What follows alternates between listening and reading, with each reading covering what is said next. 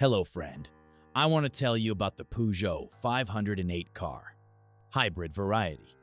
2.0 HDI, 163 horsepower. Trade A, 1 EV, 37 horsepower. In general, the Peugeot 508 is a bit like the desirable Passat, only in the years in which it appeared, simply more refined. First of all, in terms of engines, those marked with the letters HDI enjoy an almost impeccable reputation.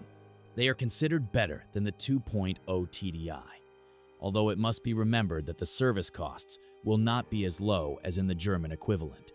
The smaller 1.6 HDI diesel is already a good proposition, but only for people who drive calmly. The engine is not too powerful, but very economical. Its repairs and service are cheap. 2-liter diesels fit the car's dimensions perfectly in almost every version, although two are particularly recommended: 140 horsepower and 163 horsepower.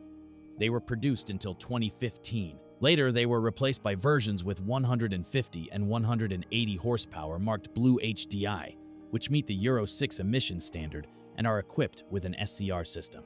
These are still very good engines, but more risky and expensive to operate. The only really serious problem of the model is the lack of good petrol engines. The basic 1.6 VTI unit is simply not suitable for the car, and it is also faulty. After the facelift, it disappeared from the offer. The turbocharged 1.6 THP has adequate performance, but is no less faulty. The problems of both engines concern the timing area. In addition, THP often accumulates carbon, and during intensive driving, the oil disappears in the blink of an eye. Even a unit without any technical problems can absorb over a liter of oil per 1,000 horsepower. It's just the way it is. Unfortunately, not every user knows about it, so many engines are seized or close to seizing.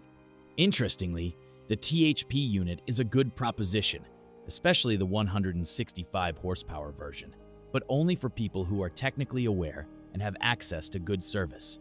In general, I do not recommend the petrol versions of this model, but I do recommend the diesels.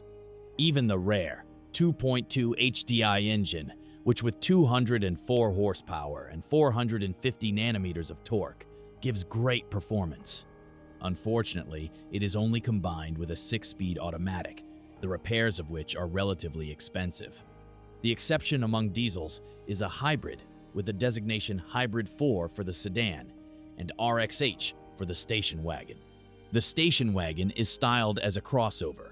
Both cars have 4-wheel drive realized by an electric motor, rear, and a combustion engine, front. The combination of diesel and electric motor is very good in theory, but in practice, only until something breaks down. Hybrid service centers repair these cars but do not recommend them. In my opinion, the game is not worth the candle, because both models have a significantly smaller trunk, by over 100 pounds, and unnecessary complications. There are no major benefits from 4-wheel drive anyway. If you like the RXH model, it is better to choose the facelifted version without the hybrid drive. A few more words about the suspension, which in the standard version consists of MacPherson struts in front and a multi-link rear axle. It is cheap to repair, so there is no need to worry. However, the GT versions have a different design at the front. To improve handling, a transverse wishbone system and a steering knuckle separated from the shock absorber were used. This has less influence on the steering system when cornering, especially on uneven roads. However, it is more expensive to repair due to the greater number of components. Despite this, there is no drama. Common Peugeot 508 faults. Electrical faults, equipment, 1.6 VTI petrol engine accessory faults, timing belt faults in all petrol engines, risk of seizure, oil leaks in 2.0 HDI diesel engines, automated gearbox failures, 1.6 VTI and 1.6 HDI, faults in the hybrid drive, mainly drivetrain and battery. What to look for? Version 2.0 HDI. What to avoid? Hybrid version, 1.6 VTI petrol, 1.6 automatic versions. Thanks for listening to me. Don't forget to subscribe to the channel and rate my video. If you know of any problems with this car that I haven't mentioned, be sure to write about them in the comments.